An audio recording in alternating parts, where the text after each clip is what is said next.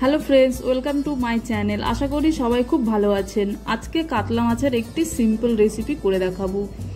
এই গরমে কম তেল মশলায় তৈরি করব আলু ও পটল দিয়ে কাতলা মাছের পাতলা ঝোল। আর এই রেসিপিটি থাকলে গরম ভাতের সাথে আর কিছুই লাগবে না।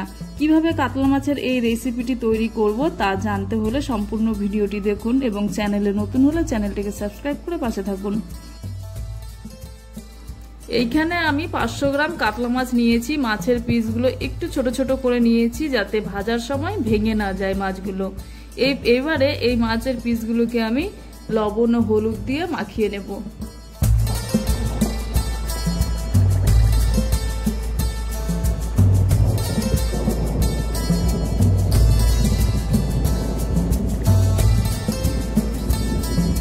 এইখানে আমি 250 গ্রাম পটল নিয়েছি ও 250 গ্রাম আলু নিয়েছি এবং আলু ও পটল ভালোভাবে ছিলে একটু বড় বড় করে কেটে নিয়েছি। এইবারে আমি কড়াইয়ে সর্ষের তেল দিয়ে দেবো। যেহেতু রান্নাটা আমি সর্ষের তেলে করব তাই সর্ষের তেল দিয়ে দিলাম। সর্ষের তেলটা খুব ভালোভাবে গরম হয়ে গেলে ম্যারিনেট করা মাছগুলো আমি দিয়ে দেবো।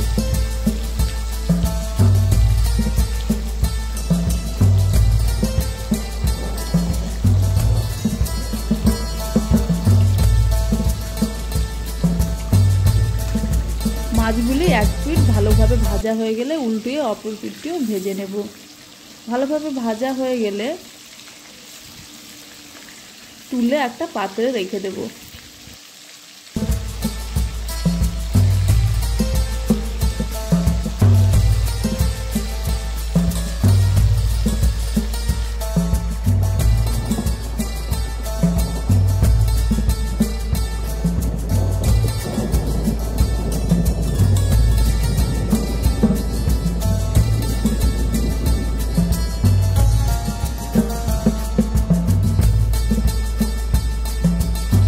এইবারে ওই তেলের মধ্যে কেটে রাখা আলু ও পটল দিয়ে দেব।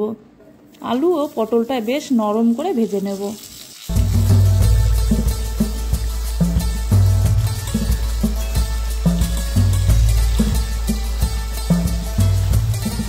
আলু ও পটল যাতে নরম হয়ে যায় তার জন্য এখানে আমি সামান্য পরিমাণে লবণ দিয়ে দেব এবং ভালোভাবে 3 থেকে 4 মিনিট ভেজে নেব।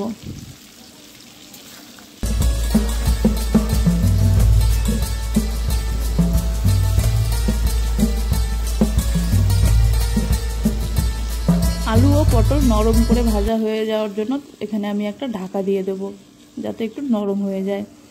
ভালোভাবে ঢাকা তুলে তারপরে ভালোভাবে নাড়িয়ে চাড়িয়ে নেব। একটু লাল লাল করে ভাজা হয়েছে এবং নরমও হয়ে গেছে। এবারে আমি একটা পাত্রে তুলে নেব।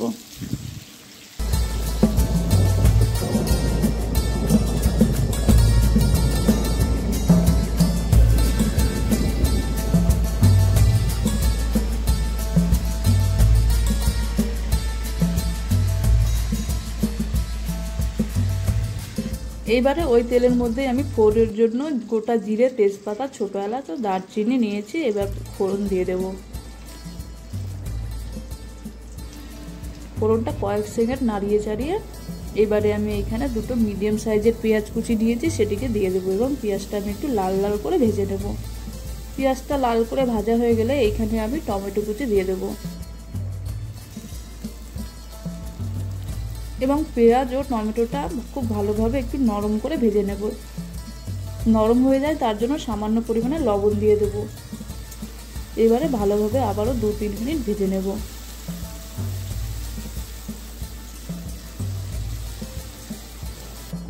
পেঁয়াজ টমেটোটা নরম হয়ে গেলে এখানে আমি আদা ও রসুন বাটা দিয়ে দেব এবং আদা ও রসুনের যে কাঁচা গন্ধটা থাকে সেটি চলে যায় তার জন্য আমি একটু কষিয়ে নেব 2-3 মিনিট। আদা ও রসুন বাটাটা ভালোভাবে কষানো হয়ে গেলে এইবারে আমি এখানে কিছু গুঁড়ো মশলা অ্যাড করব। প্রথমে এখানে আমি 1 চামচ হলুদ গুঁড়ো, 1 চামচ জিরে গুঁড়ো, 1 চামচ ধনে গুঁড়ো ও ঝালের জন্য 1 চামচ লঙ্কা গুঁড়ো, কালারের জন্য 1 চামচ কাশ্মীরি লঙ্কার গুঁড়ো। এবারে গুঁড়ো মশলাগুলো ভালোভাবে নাড়িয়ে চাড়িয়ে মিশিয়ে নিতে হবে। ভালোভাবে মেশানো হয়ে গেলে এবারে আমি আগে থেকে যে পটল ও আলু ভেজে রেখেছিলাম সেটিকে দিয়ে দেবো এবং মশলার সাথে আলু পটল ভালোভাবে কষিয়ে নেব। মশলাগুলো যাতে তলায় লেগে না যায় তার জন্য আমি এখানে সামান্য পরিমাণে জল দিয়ে দেবো যাতে পুড়ে না যায়। এবারে আলু ও পটল ভালোভাবে মশলার সাথে নাড়িয়ে চাড়িয়ে কষিয়ে নিতে হবে 2 থেকে 3 মিনিটের মতো। জলটা শুকিয়ে গেলে কষানো ভালোভাবে হয়ে যাবে। তারপরে এখানে আমি পরিমাণ মতো ঝোলের জন্য জল দিয়ে দেব। যেহেতু আমি পাতলা করব ঝোলটা, তার জন্য একটু বেশি পরিমাণেই জল দেব। তারপরে এখানে আমি স্বাদ অনুযায়ী লবণ ও 5-6টা কাঁচা লঙ্কা দিয়ে দেব। ভালোভাবে মিশিয়ে নেব লবণটা। তারপরে ঝোলটা যখন ফুটে যাবে ভালোভাবে, তারপরে এখানে আমি ভেজে রাখা মাছগুলো এক এক করে দিয়ে দেব।